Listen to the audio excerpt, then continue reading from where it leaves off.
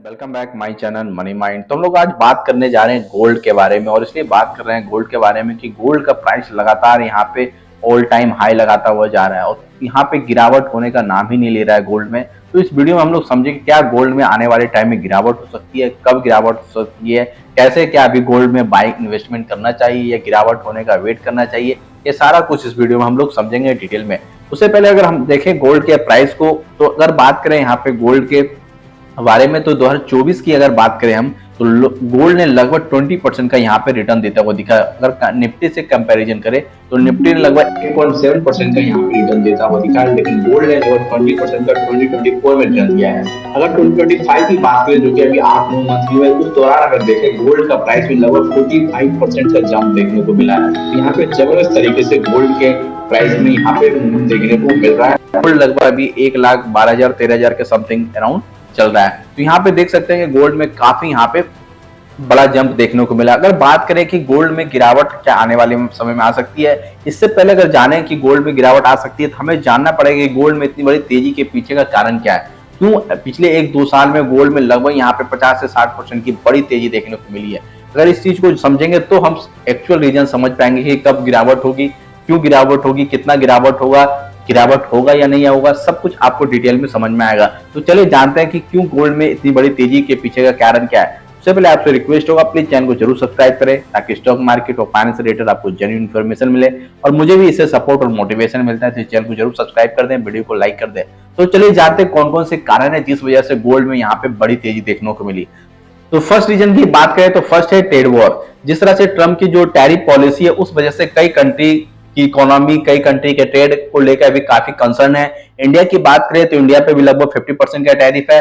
Trump ने लगभग metal पे भी 25% का टैरिफ लगाया हुआ। ऐसे में जो बड़ा पैसा है या जो बड़े इन्वेस्टर्स है, जो मार्केट है, वो अनसर्टेनिटी को लाइक नहीं करते हैं, और इस वजह से जो अनसर्टेनिटी देखने को मिल रहा है, जो टैरिफ पॉलिसी है, उस वजह से कई सारे कंपनी के रेवेन्यू पे, प्रॉफिटेबिलिटी पे आने वाले टाइम में शॉर्ट टर्म में भी इंपैक्ट देखने को मिल सकता है। और इस वजह से जो लोग पैसा स्टॉक में या फंड में लगाए हुए थे, उन्हें लग रहा है कि इस कंपनी में यहाँ पे आने वाले टाइम में प्रेशर देखने को मिल सकता है। इस वजह से वो अपने अमाउंट को यानी फंड को यहाँ पे गोल्ड की तरफ शिफ्ट करते हुए दिख रहा है। इस वजह से यहाँ पे एक तेजी देखने को मिली है। नेक्स्ट अगर यहाँ पे रीजन जानने की कोशिश करें तो रीजन है इन्फ्लेशन। इन्फ्लेशन जो है गोल्ड के अगेंस्ट देखे तो इन्फ्लेशन के अगेंस्ट गोल्ड काफी अच्छा यहाँ पे हेज माना जाता है। इन्फ्लेशन के अगेंस्ट जब भी इन्फ्लेशन बढ़ता है तो गोल्ड में लोग इन्वेस्ट करते हैं, ताकि इन्फ्लेशन के प्रेशर को मिटिगेट किया जा सके। और जिस तरह से ट्रम्प की टैरिफ पॉलिसी है, उस वजह से यहाँ पे गोल्ड में फिर से एक बार अट्रैक्शन देखने को मिला, क्योंकि ट्रम्प की टैरिफ पॉलिसी की वजह से यूएस में इन्फ्लेशन का खतरा बढ़ सकता है, ऐसा माना जा रहा है। हालांकि ऐसा अभी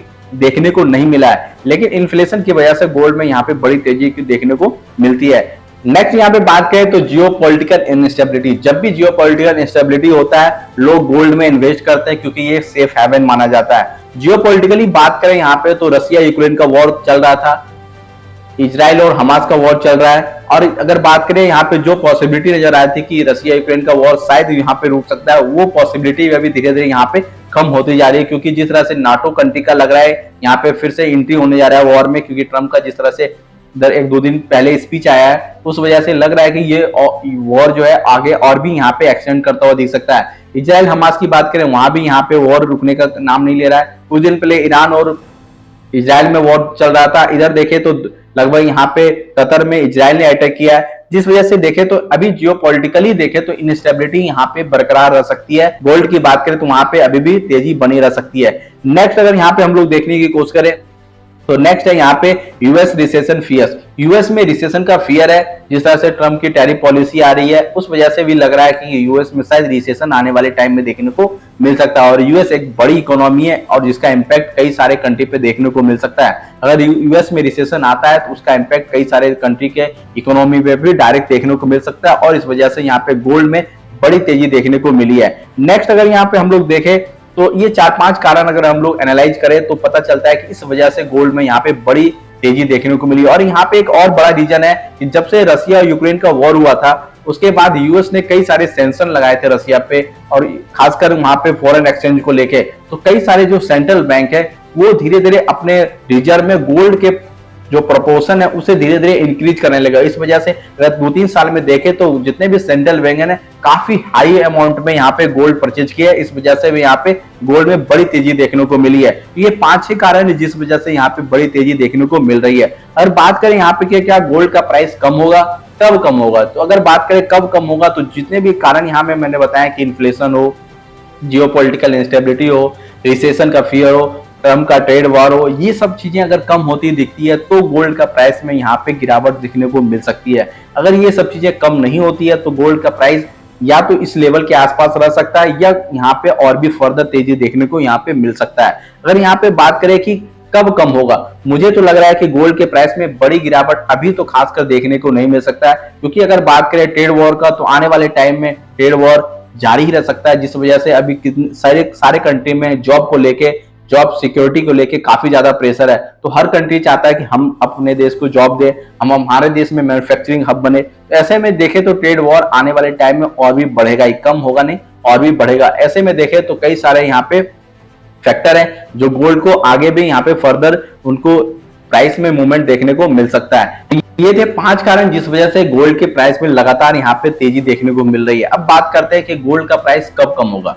तो जितने भी 5 कारण बताए उसमें अगर आपको लग रहा है कि पॉलिटिकल इंस्टेबिलिटी है वो कम हो सकता है, वो स्टेबल हो सकता है, इन्फ्लेशन कम हो सकता है, ट्रेड वॉर रुक सकता है, अगर बात करें रिसेशन का जो फियर है वो हट सकता है, तो ऐसे में गोल्ड के प्राइस में यहाँ पे आपको गिरावट देखने को मिलेगी।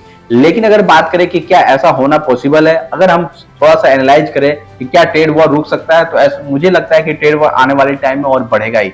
जिस तरह से कंट्री पे प्रेशर है कि अपने लोगों को एम्प्लॉयमेंट देना, इन कंट्री में खुद का मैन्युफैक्चरिंग हब बनाना, तो ऐसे में जो प्रोटेक्शनिज्म का जो पॉलिसी है वो आने वाले टाइम में और भी यहाँ पे देखने को मिल सकता है। तो ट्रेड वॉर जैसी चीजें मुझे लग रहा है कि आने वाले टाइम में और भी बढ़ता हुआ दिख सकता है, और इसकी वजह से इन्फ्लेशन जैसी चीजें भी बढ़ सकती है। उसके बाद बात करें यहाँ पे तो पॉलिटिकल इनस्टेबिलिटी की, तो मुझे लगता है कि जियोपॉलिटिकल इंस्टेबिलिटी भी आने वाले टाइम में कोई यहाँ पे स्टेबिलिटी देखने को नहीं मिल सकता है। जिस तरह से रिसोर्सेज कम हो रही है, जिस तरह से कंपटीशन बढ़ रहा है मार्केट में, तो हर कंट्री चाहेगा कि दूसरे कंट्री को किसी वॉर में, किसी कॉन्फ्लिक्ट में एंगेज करे, अपने इकोनॉमिक डेवलपमेंट करते रहे। तो ऐसे में देखें तो जियोपॉलिटिकल इनस्टेबिलिटी भी यहाँ पे स्टेबल होता हुआ नहीं दिख रहा है। तो ऐसे में देखें तो गोल्ड का प्राइस यहाँ पे हमेशा एक सेफ हेवन माना जाता है और गोल्ड में लोग इन्वेस्ट करते रहेंगे। खासकर बात करें यहाँ पे सेंट्रल बैंक द्वारा, तो सेंट्रल बैंक के द्वारा भी बताया जा रहा है कि आने वाले टाइम में अभी गोल्ड में इन्वेस्टमेंट या गोल्ड परचेज सेंट्रल बैंक के द्वारा किया ही जाएगा। तो ऐसे में बात करें जिस तरह से अभी फेस्टिवल सीजन आ रहा है, तो फेस्टिवल सीजन में भी गोल्ड का यहाँ पे काफी हाई डिमांड होता है। इसे में देखें तो गोल्ड का डिमांड आने वाले टाइम में कम होता हुआ नहीं दिख रहा है। तो कम डिमांड अगर कम नहीं हो रहा है तो ऐसे में गोल्ड के प्राइस में भी कोई बड़ी गिरावट देखने को मिल नहीं सकती। यहाँ पे बात करें गिरावट की तो हो सकता है कुछ यहाँ पे गिरावट देखने को मिल सकता है। जैसे गोल्ड अगर बात करें तो अभी 1,12,000-13,000 के आसपास है, हो सकता है 1 लाख आ जाए, 90,000 के आसपास आ जाए। लेकिन जितना जल्दी से नीचे आएगा उतनी जल्दी उसमें भी फिर से बड़ी तेजी देखने को मिल सकता है। तो क्या करना चाहिए, गोल्ड के गिरावट का इंतजार करना चाहिए या गोल्ड में भी बाइंग करना चाहिए? उससे पहले अगर हम देखें तो यहाँ पे तो ये लगभग यहाँ पे 2005 से गोल्ड के प्राइस यहाँ पे मेंशन है। अगर यहाँ पे बात करें तो 2005 में लगभग गोल्ड का प्राइस बात करें तो लगभग 840 रुपया के आसपास, यानी 6,840 रुपए के आसपास था। अगर उसके बाद देखें तो हर 5 साल में देखें तो लगभग यहाँ पे डबल या ट्रिपल होता हुआ दिख रहा है। यानी कि 2005 में गोल्ड का प्राइस 6,000 के आसपास था, तो अभी देखें 2010 में तो लगभग 19,000 के आसपास है। 2015 में देखें तो 26,000 के आसपास है।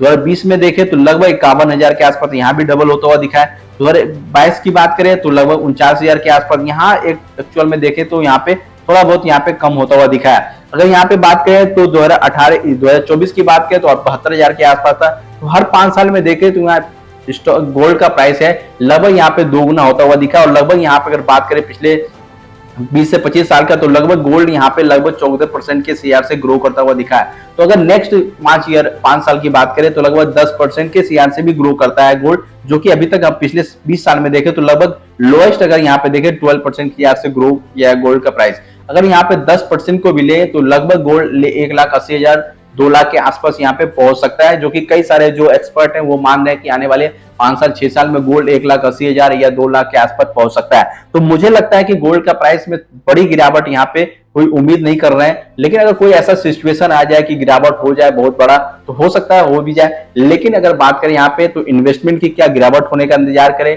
या अभी इन्वेस्टमेंट कर ले, लेकिन सबसे अच्छा तरीका है गोल्ड में इन्वेस्टमेंट करने का कि आप स्टेगर्ड वे में एसआईपी के थ्रू जो ईटीएफ, गोल्ड ईटीएफ आता है या और भी कई तरीके के जो इन्वेस्टमेंट होते हैं फंड में होते हैं, वो आप स्टेगर्ड वे में एसआईपी के थ्रू करते जाएं, ताकि अगर गिरावट भी होती है तो एक समय बाद आपको एवरेज प्राइस में गोल्ड का मिल सकता है। तो ऐसे में आपको अगर बड़ी गिरावट भी आई तो ज्यादा चिंता करने वाली, अगर तेजी भी आ गया तो आपको ज्यादा चिंता करने की बात नहीं है। तो इसमें सबसे अच्छा तरीका है कि आप स्टेगर्ड वे में यानी कि एसआईपी के थ्रू यहाँ पे गोल्ड में इन्वेस्टमेंट करते रहे। अगर गिरावट भी आई या बहुत बड़ी तेजी भी आई तो आपको ऐसा नहीं लगा कि ये रियली मिस आउट हो गया है। तो ऐसे में सबसे अच्छा तरीका है कि आप स्टेगर्ड वे में गोल्ड को बाइंग करें। तो ये थे गोल्ड के प्राइस में कब इन्वेस्टमेंट करना है। आपको क्या लगता है कि गोल्ड के प्राइस क्या 5 साल में 2 लाख के आसपास जा सकते हैं, या 5 साल में फिर से 90,000 या 70,000 के आसपास आ सकते हैं? कमेंट बॉक्स में जरूर बताएं। और आपको वीडियो चाहिए कि गोल्ड में इन्वेस्टमेंट कैसे किया जाए, क्या क्या तरीके हैं, उसको भी आप कमेंट बॉक्स में मेंशन कर सकते हैं। तो मैं उस पर जल्दी वीडियो बनाऊंगी गोल्ड में इन्वेस्टमेंट करेंगे क्या क्या और भी तरीके हैं। वीडियो अच्छा लगा तो वीडियो को लाइक कर दें और चैनल को जरूर सब्सक्राइब कर दें अगर चैनल को सब्सक्राइब नहीं किया है तो।